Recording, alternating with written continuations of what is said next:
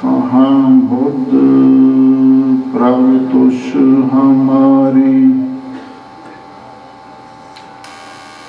वर्ण सकल महिमा जो तिहारी।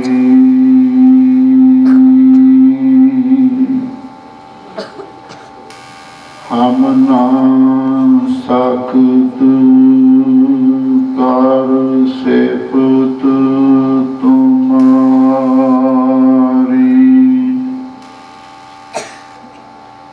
आप लेहो तुम कथा सुधारी।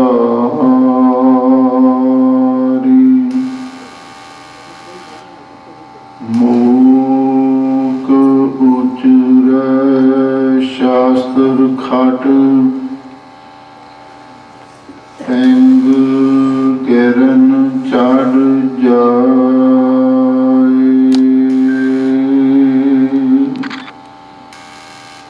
अंध लखै बदरो सुनै, जो काल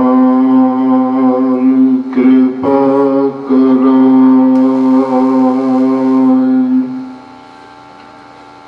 जन्म मरण दोहु मैं नाही, जान पर उपकारी आए।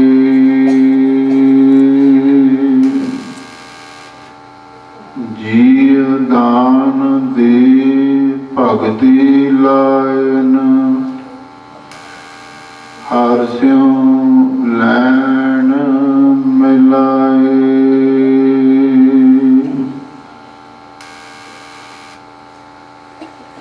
परम सम्मानयोग गुरु खालसा सत संगत जीओ, प्यार सत्कार सहित सतगुरु की फतेह बुलाओ। वाहिगुरु जी का खालसा, वाहिगुरु जी की फतेह। आप संगतां कौम की महान हस्ती पवित्र आत्मा सचखंड वासी पंथ रतन श्रीमान संत ज्ञानी गुरबचन सिंह जी खालसा पिंडां वाले, उन्होंने जन्म दिहाड़े की खुशी नूं मुख रखदियां होइयां उन्होंने नानके नगर गुरुद्वारा दशमेश दरबार राजगढ़ विखे रात्रि दे दीवान दीयां हाजरियां पा रहे हो। संध्या समय सुंदर रहरा साहिब जी के पाठ होए। दमदमी टकसाल के रागी जथे ने गुरबाणी का रस पिना मनोहर कीर्तन सरवण करवाया है। उस तो उपरांत भाई साहब भाई ज्ञानी जुगराज सिंह जी पासों आप संगतां ने गुरमत विचार सरवण किए। हुण दास नूं हुक्म होया दर्शन दीदार करन दा। सतगुरु की बाणी उन्हां महापुरखों बारे आखदी है। वो महापुरख केवल परोपकार के लिए संसार में आउंदे हन। जन्म मरण तो हमेशा आजाद होंदे हन। जदों आपां धर्म शास्त्र पढ़ते हाँ, उन्हां विच लिखिया होया है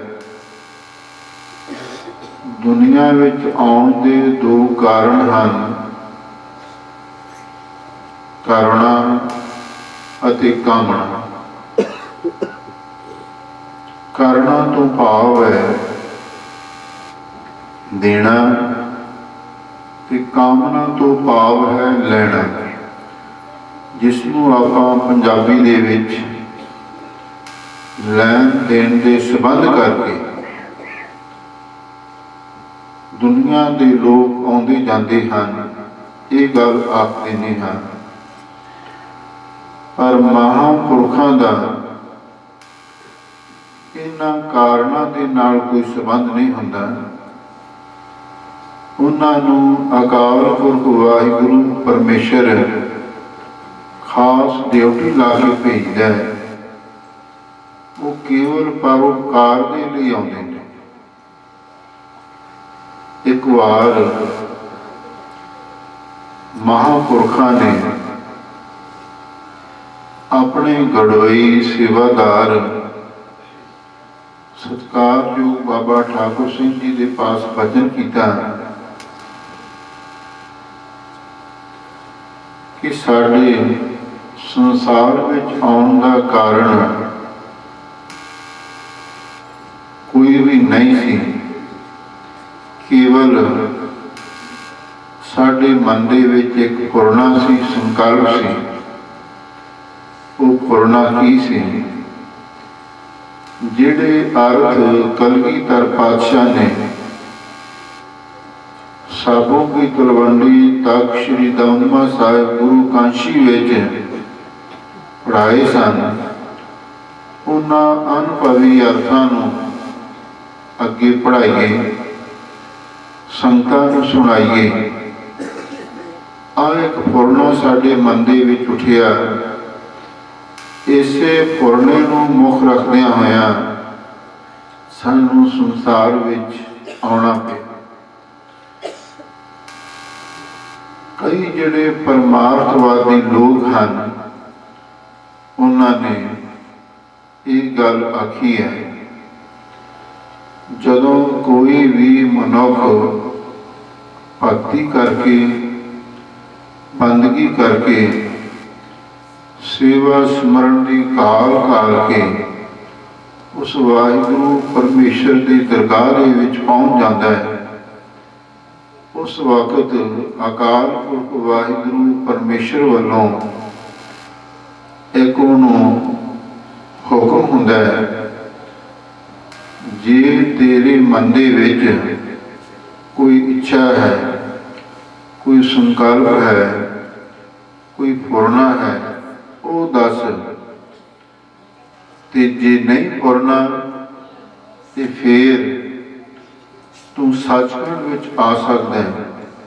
सचखंड वसै निरंकार, कर कर वेख्या नदर निहाल। सचखंड दे विच वाहिगुरू परमेश्वर वासता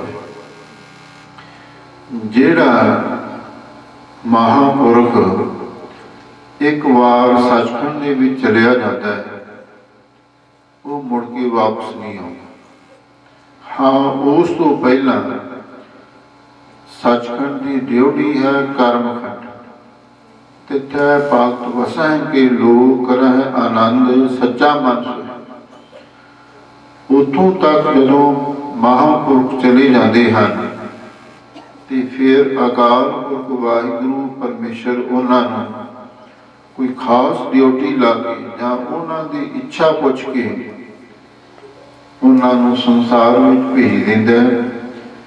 जे इच्छा पूरी हो गई, फुरना मिट गया, तो फिर वाहिगुरू उसनूं अपने नाल आपेद कर लेगा। जदों एक बारी कोई भी महापुरख उस अकाल पुरख वाहिगुरू दे नाल अभेद हो जाता है, वो फिर दोबारा मुड़ के संसार विच नहीं आउंदा। एक है आवन फिर जोन ना आया, नानक हर कै दर समाया। भगत कबीर जी पास प्रेमी श्रद्धालु सेवादारा ने बेनती की, महाराज आप जी कृपा करके ये दसो तुसी फिर कदों संसार में आवोगे, क्योंकि थोड़े वर्गे महापुरखों की हमेशा लई लोड़ है। भगत कबीर जी ने उस वेले जो जवाब दिता है उन्हां दी बाणी विच अंकित है। बहुर हम काहे आवहेंगे, आवन जाना हुक्म तिसै का, हुक्मै बुझ समावेंगे। गुरमुखो हुण असीं दोबारा मुड़ के संसार विच नहीं आवांगे, क्योंकि जो साडा पुरना सी, इच्छा सी, वो पूरी हो गई है। वाहिगुरु ने सानू एक बार दुनिया में भेजिया, परोपकार लई भेजिया। आप जपै अवरह नाम जपावे दे संदेश के नाल घलिया। हुण असीं फिर मुड़ के नहीं आवांगे। सिद्धां ने साडे सिखां दे प्रथम गुरु चाहर पीर जग गुर बाबा धन धन श्री गुरु नानक देव महाराज के चरणों में सवाल किया सी, महाराज जेड़े मनुख वाहिगुरु की सिफत सलाह करते हैं कि वो मुड़ के संसार में आउंदे ने?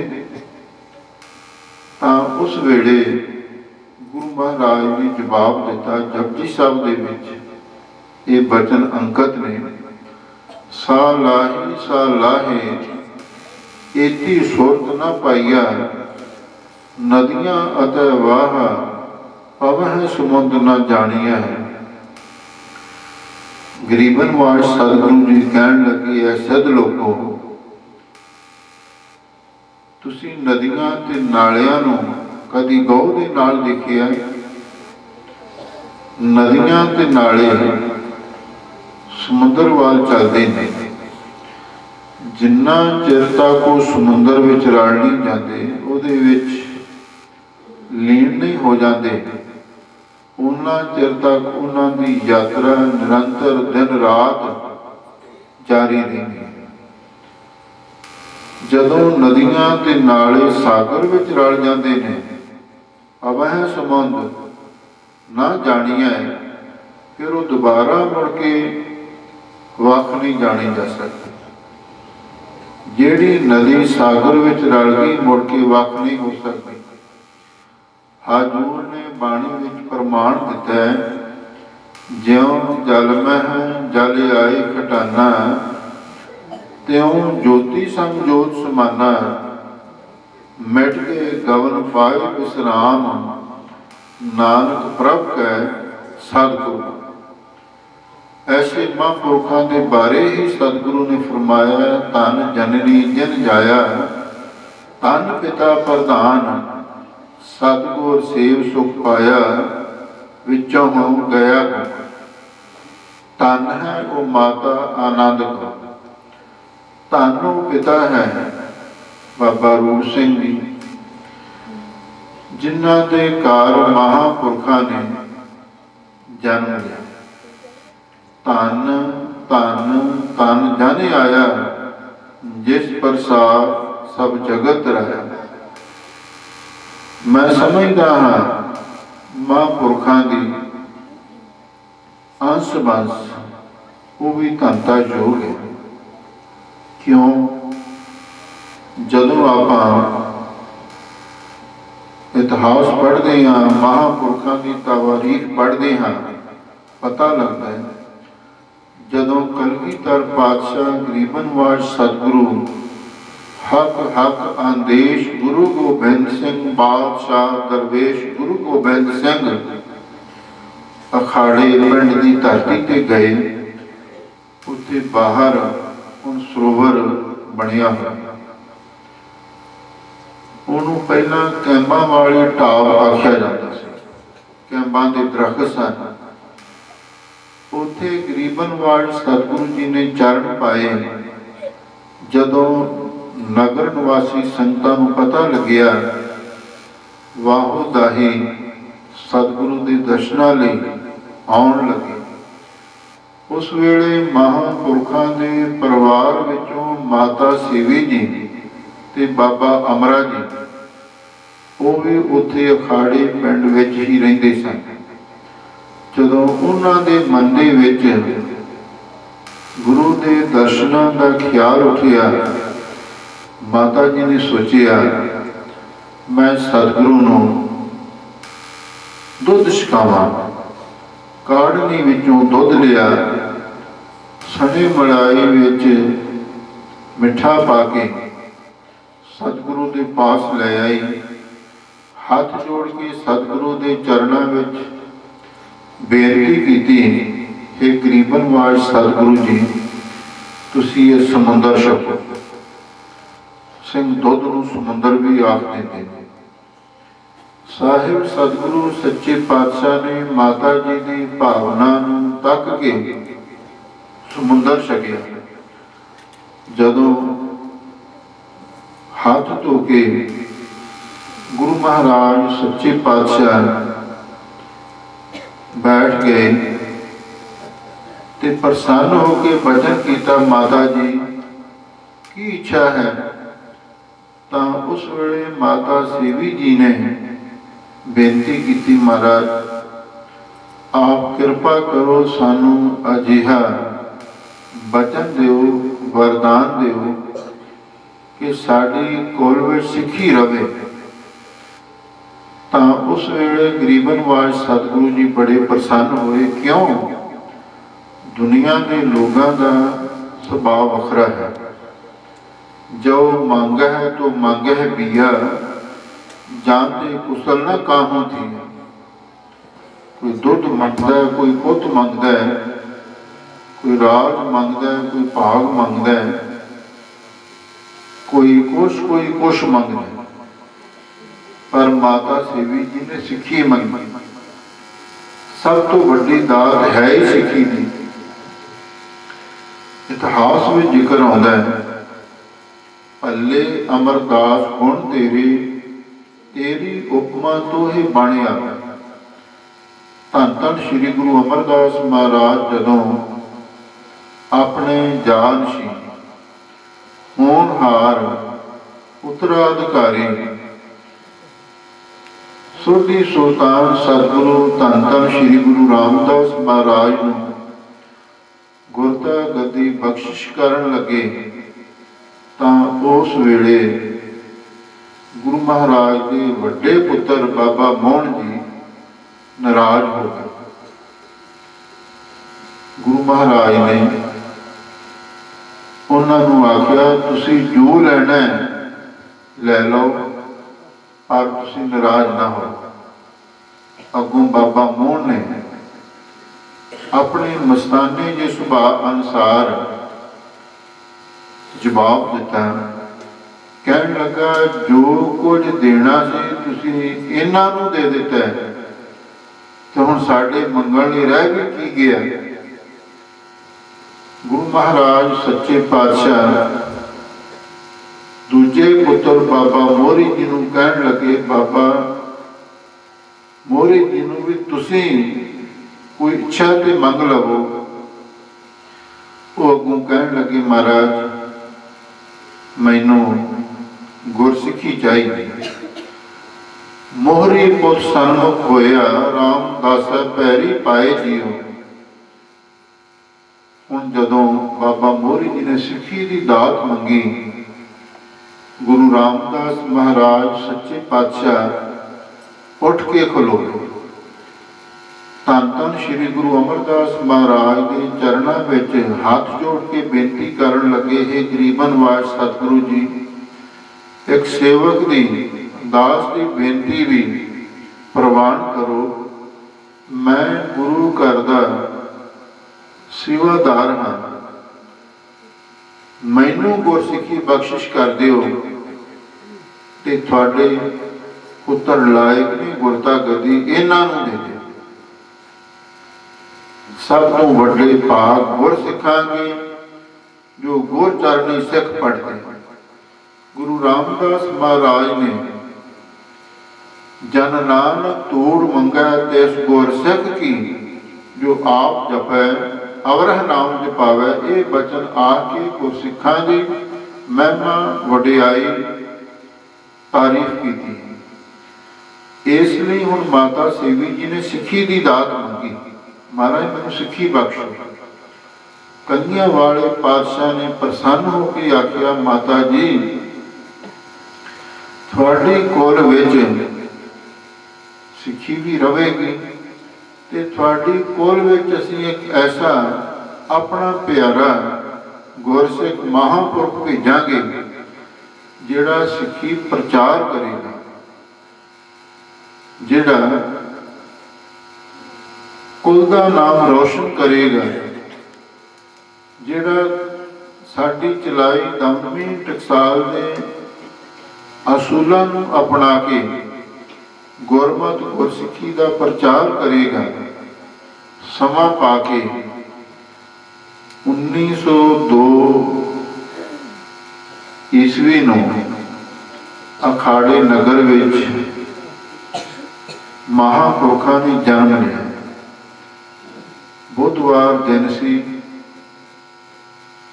ਫੱਗਣ ਦੀ ਸੰਗਰਾਂਦ, ਮਾਘ ਦੀ ਪੁੰਨਿਆਂ ਵਾਲੇ ਦਿਨ ਅੰਮ੍ਰਿਤ ਵੇਲੇ 2:15 ਵਜੇ ਮਹਾਂਪੁਰਖਾਂ ਨੇ ਜਨਮ ਲਿਆ। ਇਹ ਕਲਗੀਧਰ ਪਾਤਸ਼ਾਹ ਦੀ ਮਹਾਨ ਬਖਸ਼ਿਸ਼ ਸੀ। ਉਹਨਾਂ ਮਹਾਂਪੁਰਖਾਂ ਨੇ ਛੋਟੀ ਉਮਰ ਦੇ ਵਿੱਚ ਮਾਤਾ ਜੀ ਚੜ੍ਹਾਈ ਕਰ ਗਏ ਸਨ। ਫਿਰ ਦਾਦੀ ਜੀ ਮਾਤਾ ਰਾਜ ਕੌਰ ਜੀ ਨੇ ਉਹਨਾਂ ਦੀ ਪਾਲਣਾ ਕੀਤੀ। ਕੁਝ ਸਮੇਂ ਬਾਅਦ ਉਹ ਵੀ ਚੜ੍ਹਾਈ ਕਰ ਗਏ। ਫਿਰ ਆਪਣੀ ਭੂਆ ਜੀ ਸਨ ਮਾਤਾ ਸਾਹਿਬ ਕੌਰ ਜੀ, ਕਿਸ਼ਨਪੁਰੇ ਉਹਨਾਂ ਦੇ ਪਾਸ ਰਹੇ। ਉੱਥੇ ਜਾ ਕੇ ਕੁਝ ਸਕੂਲ ਦੀ ਵਿਦਿਆ ਵੀ ਪੜ੍ਹੀ। ਮਾਤਾ ਜੀ ਭੂਆ ਜੀ ਦੱਸਦੇ ਸਨ ਉਹਨਾਂ ਦਾ ਮਹਾਂਪੁਰਖਾਂ ਦੇ ਨਾਲ ਬੜਾ ਅੰਦਰੂਨੀ ਸਨੇਹ ਬਣ ਗਿਆ। ਉਹ ਮਹਾਂਪੁਰਖਾਂ ਨੂੰ ਆਖਦੇ ਬਈ ਤੁਸੀਂ ਮੁਹਾਰਨੀ ਲਿਖੋ, ਤੇ ਫਿਰ ਉਹਨਾਂ ਨੂੰ ਚੂਰੀ ਕੁੱਟ ਕੇ ਖਵਾਉਣੀ, ਦੁੱਧ ਵਿੱਚ ਮਲਾਈ ਪਾ ਕੇ ਦੁੱਧ ਛਕਾਉਣਾ। ਹਰ ਪ੍ਰਕਾਰ ਮਾਤਾ ਜੀ ਉਹਨਾਂ ਨੂੰ ਇੱਕ ਬੜਾ ਕਾਮਯਾਬ ਬਣਾਉਣਾ ਚਾਹੁੰਦੇ ਸਨ। ਇੱਕ ਹੋਰ ਬੜੀ ਦਿਲਚਸਪ ਗੱਲ ਸਾਹਮਣੇ ਆਉਂਦੀ ਹੈ। ਕੁਝ ਸਮੇਂ ਤੋਂ ਬਾਅਦ ਉਹ ਮਾਤਾ ਜੀ ਵੀ ਭੂਆ ਜੀ ਵੀ ਚੜ੍ਹਾਈ ਕਰ ਗਏ। ਫਿਰ ਸਮਾਂ ਪਾ ਕੇ ਮਹਾਂਪੁਰਖਾਂ ਦੇ ਘਰ ਦੇ ਵਿੱਚ, ਦਾਸ ਦੇ ਪਿਤਾ ਜੀ ਦਾ ਨਾਮ ਤੁਸੀਂ ਜਾਣਦੇ ਹੋ, ਭਾਈ ਕਰਤਾਰ ਸਿੰਘ ਸੀ। ਦੂਸਰੇ ਮਹਾਂਪੁਰਖਾਂ ਦੇ ਛੋਟੇ ਸਪੁੱਤਰ ਰਾਗੀ ਭਗਵਾਨ ਸਿੰਘ ਜੀ ਤੁਹਾਡੇ ਨਗਰ ਵਿੱਚ ਆਉਂਦੇ ਹੀ ਰਹੇ ਨੇ। ਹੁਣ ਉਹ ਦਾਸ ਦੀ ਵੱਡੀ ਭੈਣ ਸੀ, ਦਾਸਨੀ ਦੀ ਵਿਖਿਆ ਨੇ। ਉਹਦੇ ਬਾਰੇ ਬਾਪੂ ਜੀ ਦੱਸਦੇ ਸਨ ਜਦੋਂ ਉਹਦਾ ਜਨਮ ਹੋਇਆ ਤੇ ਉਸ ਨੂੰ ਨਾਲ ਲੈ ਕੇ ਮਹਾਂਪੁਰਖਾਂ ਦੇ ਕੋਲ ਆਏ। ਜਦੋਂ ਮਹਾਂਪੁਰਖਾਂ ਦੇ ਕੋਲ ਆਏ ਨੇ ਤੇ ਉਸ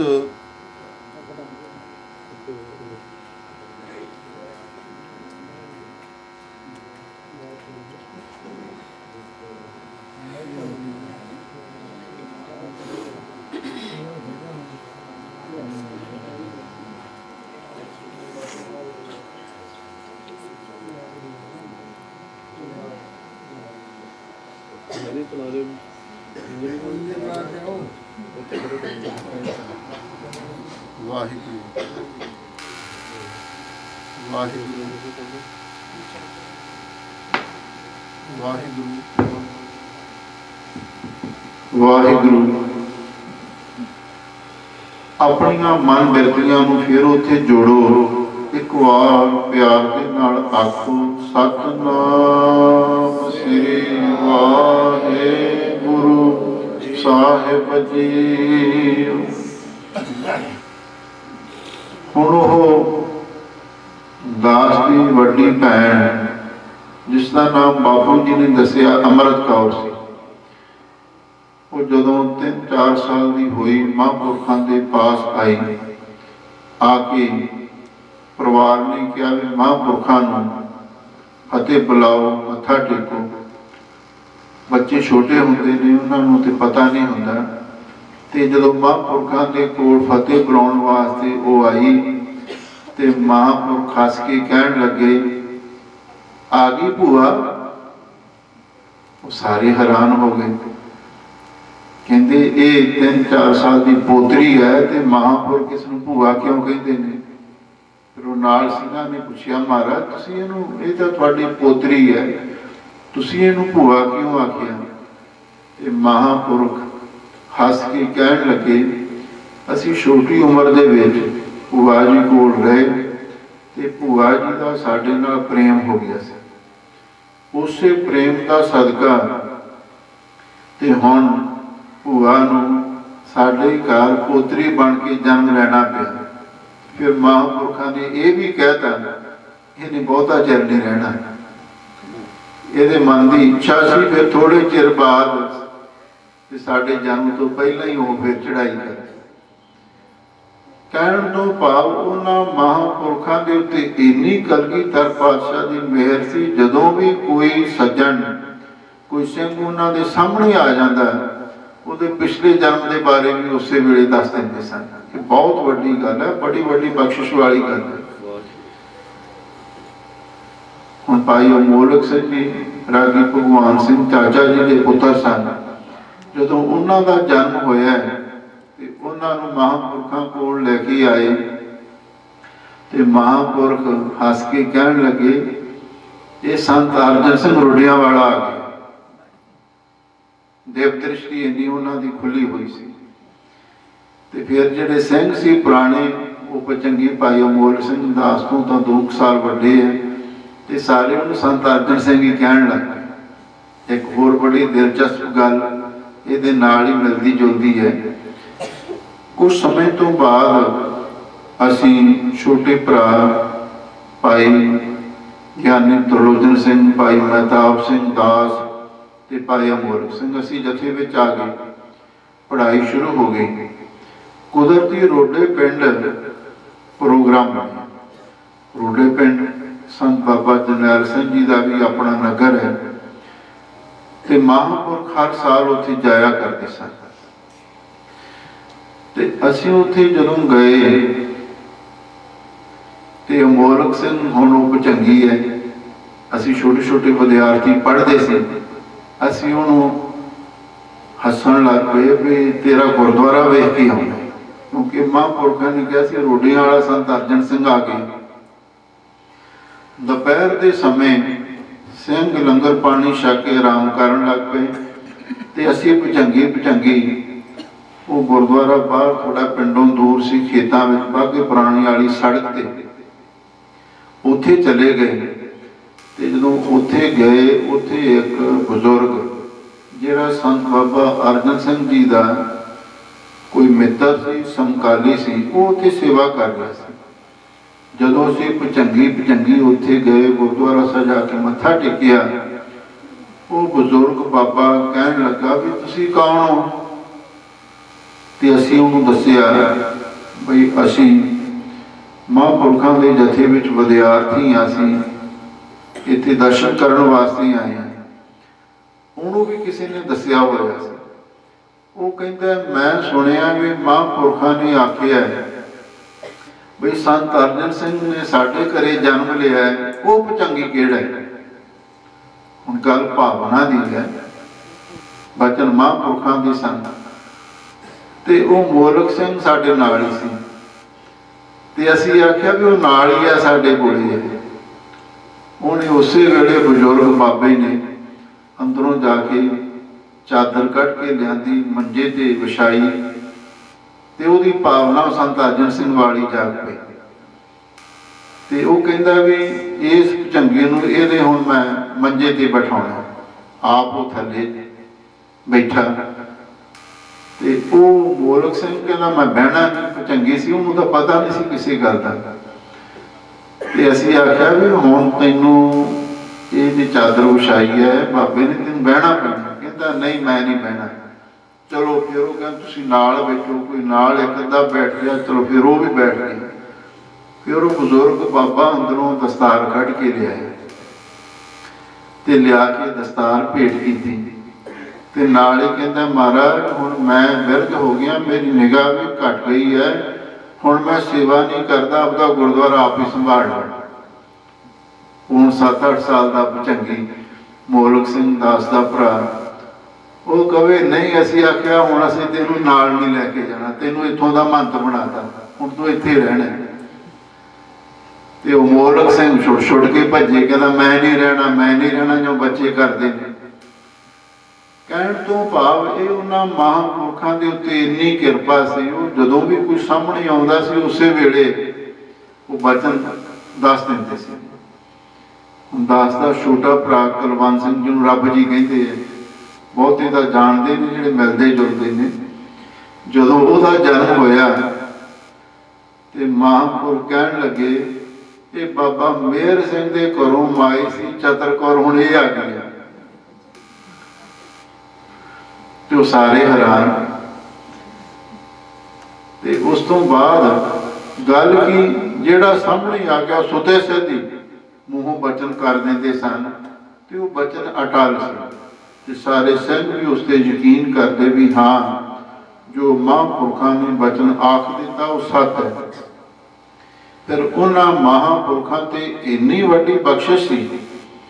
एक महापुरखों के पहले गढ़वाई सन भाई करतार सिंह जी खड़ियाल, उन्होंने बचन सुनाया, कहते महापुरुष धीरे पत्रे गए हुए से आ फिरोजपुर हरिहार झोप के नेड़े छोटा जा पिंड है, ते उत्थे महापुरुष जथे समेत गए हुए सन। एक दिन महापुरुष रात नूं बराजे जदों अमृत वेले उठे तां उस वेले भाई करतार सिंह जी कहन लगे, मैनू महापुर कहते भाई करतार सिंह भी रात ब्रह्मा विष्णु शिव जी ये तिने देवते साढ़े कोल आए, पर पता नहीं क्यों आए। भाई करतार सिंह की भी शरधा से, वो कहता महाराज बाणी च लिखिया ब्रह्म ज्ञानी को खोजा महेश्वर नानक, ब्रह्म ज्ञानी आओ परमेश्वर। ब्रह्म ज्ञानी हो तो थोड़े पास देवते दर्शन करने वास्ते आए। महापुर उदाड़ के पै गए, कहते तू सानू ब्रह्म ज्ञानी कहना है, खबरदार जी आ गए। टकसाल के महापुरखों की यही एक निशानी है, जो कोई उन्होंने कहे ना ब्रह्म ज्ञानी, दूजे तो खुश होते हैं फुले नहीं समाते, सानू ब्रह्म ज्ञानी कह देता। महापुर को कदे नहीं सी अखवाते भी सानू कोई ब्रह्म ज्ञानी आखे, अपने आप दासन दास गुरु पंथ का दास ही अखवाते सन। ये उन्होंने महापुरखों की निर्माणता समझ लो, ये उन्होंने हलीमी समझ लो। कदे हंकार में आके कोई ऐसा बच्चा नहीं सीखेंगे। चलो एक होर किसी सज्जन ने गल सुनाई, किसी पिंड दे विच समागम सी, पिंड वालियां ने सलाह की भी आपां ते हर वारी समागम कर लेने हैं, ऐतकी वार आपां एक दो संतां नूं महापुरखां नूं बुलाइए ताकि वध सिक्खी का प्रचार होवे ते लोग गुरु नाल जुड़न। हुण पिंड दे नवें सन ते उन्हां नूं दो पखंडी संत मिल गए ते उन्होंने बेनती की, महाराज साडे पिंड में समागम है, तुसीं दर्शन दिओ ते बचन सुनाओ। कहते आवांगे जरूर। समागम का दिन आ गया, वो दोवें संत उस पिंड में आ गए ते किसी के घर दे विच जल पानी का प्रबंध किया होया सी। वो दोवें जाने जल पानी छकण बैठ गए। उन्हां दोहां ने आपस में अंदर बैठ के गल शुरू की, कहण लगे देख एक दूजे नूं भी तू भी पहली बार इस पिंड में आया, मैं भी पहली बार पिंड में आया, मैं तेरी वडियाई करूँगा तू मेरी करी। ते जे आप रल के ना चले तो ना तेरी इत्थे गल बननी है ते ना ही मेरी गल बननी। पखंडियां की इहो जी हालत होती है। वो कहते चलो ठीक है। पहला एक बोलिया स्टेज की आके कहन लगा, देखो थोड़े नगर के इलाके के किन्ने वड्डे भाग ने, थोड़े पिंड में एक ब्रह्म ज्ञानी महापुरख आए ने उन्होंने मेरे पिछों बोलना, तो उन्हें उन्होंने ब्रह्म ज्ञानी बना दिता। जदों दूजे की वारी आई तो वो स्टेज पर बैठा, कहता देखो गुरु महाराज ने बाणी में लिखिया है, ब्रह्म ज्ञानी की गात ब्रह्म ज्ञानी जाने। ब्रह्म ज्ञानी की अवस्था को ब्रह्म ज्ञानी जान सकता है। ये भी घट ने जिहड़े मेरे तो पहला बोले चोड़ी चुकन, इहो जिहे पखंडी लोग भी होंदे ने। ये गल दसन वाले ने फिर अगे होर दसिया, कहते जदों ये दोवें पखंडी बैठ के अंदर गल करते सी ना, तो किसी बीबी ने सुन ली। वो बीबी मूहरे संगत विच भी बैठी सी, ते जदों एक दूजे को ब्रह्म ज्ञानी कहन लगे, बीबी तो बर्दाश्त ना होया, उठ के खड़ी होगी। कहते दोवें झूठ बोलते, कोई ब्रह्म ज्ञानी नहीं, ये घरों रह करके आई। पर इसलिए पखंडियां का तो इहो जिहा ही हाल है। पर महापुरख वो अपने आप को ब्रह्म ज्ञानी नहीं सी कहते। उन्होंने घूरिया घड़ियाल नूं, कहते तू सानू ये गल क्यों की? असीं तो उन्होंने पैर की धूड़ वर्गे भी नहीं हो सकते ब्रह्म ज्ञानियों के। ऐसी निमरता सी उन्होंने मन दे विच। ते फिर उस तो बाद भगत उजागर सिंह जी कान्ही काशे दे सानू भी चंगे नाम अभ्यासी गुरमुख प्यारे सन। उन्होंने महापुरखों नाल बड़ा प्यार सी। कई बारी काफ़ी दिन महापुरखों की आके नाल ही रहिंदे। एक उन्हां च वड्डी सिफत ये देखण नूं मिलदी सी, जदों वो दीवानगी विच बैठदे सन ते उन्होंने एक चौंकड़ा मार के बैठ जाना, अखां बंद कर लैणियां, ना गोडा ना हाथ ना पैर वो हिलाउंदे नहीं सी। समाधि विच ही बैठ के सारी कथा सुणदे। कदे उन्हां दी दृष्टि इधर उधर नहीं सी जाती। ये उन्होंने बड़ी वाहिगुरू की कृपा से भगत उजागर सिंह जी ते। हुण वो भी उत्थे महापुरखों के कोल ही सन आए हुए। किसी सिंह ने उन्होंने पास जाके गल की, कहते महाराज कि रात महापुरखों के कोल ब्रह्मा विष्णु शिव जी तीन देवते आए। तो वो भगत उजागर सिंह जी भी वो नाम अभ्यासी सन, कमाई वाले सन। वो कहते ने ये पिछे भी कोई ना कोई कारण जरूर होगा, वो तुसीं महापुरखों को जाके पूछो। तो जदों वो महापुरखों को पूछण आए, कहते सानू तो पता नहीं किसी गल का। तो फिर भगत उजागर सिंह जी ने पिंड वालियां नूं ये जदों गल दसी, तो उस वेले ये सारा राज खुलिया। उस पिंड का एक नंबरदार सी, उसदा नाम सी शायद मल सिंह। ਉਹਦੇ घर इको एक इकलौता पुत्र सी। ਉਹਦੇ उत्ते कतल का केस पै गया ते ਉਹਨੂੰ जज ने सज़ा सुनाउणी सी। ते ਉਹ ਜਿਹੜਾ नंबरदार सी, वो पिंड वाले सियाणे एक दो सज्जना नूं नाल लैके महापुरखों के कोल आ गए। कथा सुनी। कथा सुन तो बाद बाकी संग चले गए। वो 4-5 सिंह बैठे रहे। महापुर कहन लगे भाई तुसीं किवें बैठे हो? वो सिंह कहते महाराज भी ये नंबरदार है, ये पुत नूं अज फांसी लगनी है, फांसी की सज़ा सुनाई जानी है। ये आप जी के पास आया, यदि तो बंस खड़ जाएगी। खलौता पुत्र है, अणविआया, कतल का केस पै गया, फसिया होया। अज जज ने फैसला सुनाना, फांसी की सज़ा भी हो सकती, उम्र कैद भी हो सकती। ते तुसी महाराज ये हुण तुहाडे पास आया ते इहदे ते किरपा करो। महापुर कहण लगे भाई जीव सारे आपो अपनी कर्मां दा फल भोगदे ने। जिहा बीजा सोलना कर्मा संगड़ा के असीं की कर सकते हैं? नहीं महाराज, तुसी महापुर को अरदास कर दिओ, कोई आशीर्वाद दे दिओ, इहदे घर की पीढ़ी चलती रहे। तो फिर महापुरखों ने चलो तरस किया ते अरदास शायद आप की जां कि सिंह तो करवा दी। चलो ये दास को पूरी तरह याद नहीं। चलो उसका नतीजा ये होया, वो जिहड़ा नंबरदार का पुत्र सी, जिन्होंने फांसी की सज़ा की पक्की उम्मीद बनी हुई सी, और वो बरी हो के दूसरे दिन अपने घर आ गया।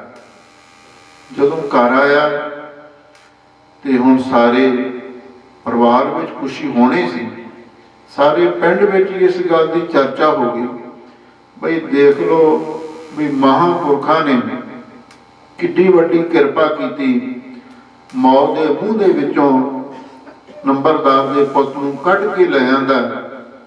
इसलिए महापुरखों की महिमा, संतन की महिमा कवन बखानो, आगाज बोध के मित नहीं जाना।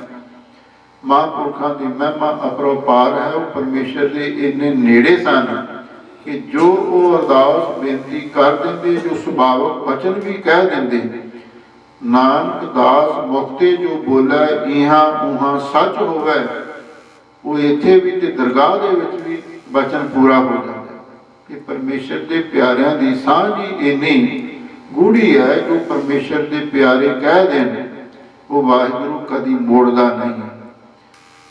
ते महापुरख ने अरदास की, नंबरदार के पुत्र की फांसी की सज़ा माफ हो गई। भगत उजागर सिंह जी कहन लगे वो जिहड़े देवते सन, जदों उन्हां नूं पता लग्या भी वो नंबरदार के पुत्र ने फांसी की सज़ा भोगनी सी ते महापुरखों की अरदास के नाल वो बरी होके घर पहुँच गया। वो कहते इहो जिहा किहड़ा महापुरख है जिहदे क्या फांसी की सज़ा टल गई, मौत भी छड्ड के चली गई, उहदे दर्शन करन चले। इसलिए वो ब्रह्मा विष्णु शिव जी ये देवते महापुरखों के दर्शन करने वास्ते, ये भावें गल्लां ते गुप्त होंदियां ने पर बाद विच हुण वो महापुरखों की अवस्था कितनी महान सी उहदे बारे दसना जरूरी भी हो जाता है। सो सतगुरु सच्चे पातशाह ने अपार मेहर की है कि आपां उन्हां महापुरखों का जन्म दिहाड़ा मना रहे हैं। अखंड पाठां के प्रवाह चल रहे हैं, सेवा का कुंभ लग्या होया है, कीर्तन कथा के समागम हो रहे हैं ते कल उन्हां दी समाप्ति होनी। कल अमृत वेले श्री आसा जी की वार का कीर्तन तकरीबन 8 बजे आप रखे गए श्री अखंड पाठां के भोग आरंभ करांगे। 9 बजे तक भोग की समाप्ति उपरंत फिर दीवान सजणगे, जिस दे विच दमदमी टकसाल के मुखी श्रीमान संत ज्ञानी हरनाम सिंह जी जथा पिंडरा दमदमी टकसाल वाले पहुंचणगे। इस दे नाल होर महापुरख पंथ के गुणी ज्ञानी पहुंच रहे हैं। टकसाल के विद्यार्थी हुण भी पहला आप संतां नूं गुरमत का प्रचार करके सरवण करवाउंदे हन ते कल अमृत संचार भी हो। जिस माई पाई ने हाली तक खंडे बाटे का अमृत नहीं छकिया तो उन्होंने पाए छक लेना चाहिए। एक छोटी जी घटना महापुरखों की याद आ गई। एक कोई सज्जन महापुरखों के कोल आया कि कहना महाराज मैं अमृत छकना। ते महापुरख कहने लगे बड़ी चंगी गल है। एक सिंह नूं भेज के जिहड़े 5 प्यारिਆਂ ਦੇ ਵਿੱਚ मुखी सिंह सी कोई जथेदार उन्होंने सद्या ते महापुरख कहने लगे भी उन सिंह नूं अमृत छकाओ। उन्होंने सिंह जथेदार कहने लगा महाराज जी एक सिंह है, एक सिंह नूं अमृत किवें छका दिए? अमृत त्याग करने वास्ते बड़ा समा लगता है ते जां ते 10 15 20 हो जान फिर ते छका दिए, एक नूं किवें छकाईए? महापुरख कहने लगे ये अंदर अमृत की भुख है, पता नहीं सुआस कितना चलने, तुसीं इहनूं अमृत छकाओ। ते उस दिन शायद कोई गुरपुरब भी सी ते महापुरख कहने लगे भाई तुसीं जे एक सिंह नूं भी अमृत छकाता ना ते चाहे तुसीं 50 नूं 100 नूं छका दिओ, तुहानूं उन्ना ही पुण्य उन्ना ही फल प्राप्त होवेगा। चलो उन्होंने सिंघां ने फिर एक सिंह नूं भी अमृत छकाया। ये है उन्होंने महापुरखों की महिमा, उन्हों की वडियाई ते उन्हों की अवस्था जिहदे बारे आपां विचारां कीतियां ने। गुरु महाराज सच्चे पातशाह मेहर करन ਤੇ ਆਪਾਂ ਵੀ ਖੰਡੇ ਬਾਟੇ ਦਾ ਅੰਮ੍ਰਿਤ ਛਕ ਕੇ ਗੁਰੂ ਵਾਲੇ ਬਣ ਕੇ ਨਗੁਰੇ ਪੁਣੇ ਦੇ ਝੂਠ ਨੂੰ ਲਾਈਏ ਤੇ ਸਾਡੇ ਜਿਹੜੇ ਨੌਜਵਾਨ ਨੇ ਜਿਹੜੇ ਸਿੱਖੀ ਤੋਂ ਪਾਤਤ ਹੋ ਕੇ ਨਸ਼ਿਆਂ ਦੇ ਵਿੱਚ ਪੈ ਕੇ ਜ਼ਿੰਦਗੀ ਬਰਬਾਦ ਕਰ ਰਹੇ ਨੇ ਤੇ ਉਹਨਾਂ ਨੂੰ ਮੁੜ ਆਪਣੇ ਘਰ ਵਾਪਸ ਆਉਣਾ ਚਾਹੀਦਾ। ਕੋਈ ਸਾਡੇ ਨਗਰ ਦਾ ਨੌਜਵਾਨ ਨਸ਼ੇੜੀ ਨਾ ਹੋਵੇ, ਪਾਤਤ ਨਾ ਰਵੇ ਤੇ ਤਾਂ ਹੀ ਜੋੜ ਮੇਲੇ ਸਾਡੇ ਮਨਾਏ ਸਫਲ ਹੋਣਗੇ। ਸਾਰੇ ਨਗਰ ਨਿਵਾਸੀਆਂ ਦਾ ਤੇ ਸਾਰੇ ਸੇਵਾਦਾਰਾਂ ਦਾ ਬਹੁਤ ਬਹੁਤ ਧੰਨਵਾਦ। ਹੋਈਆਂ ਭੁੱਲਾਂ ਚੁੱਕਾਂ ਲਈ ਖਿਮਾ ਬੁਲਾਓ। ਫਤਿਹ। ਵਾਹਿਗੁਰੂ ਜੀ ਕਾ ਖਾਲਸਾ, ਵਾਹਿਗੁਰੂ ਜੀ ਕੀ ਫਤਿਹ।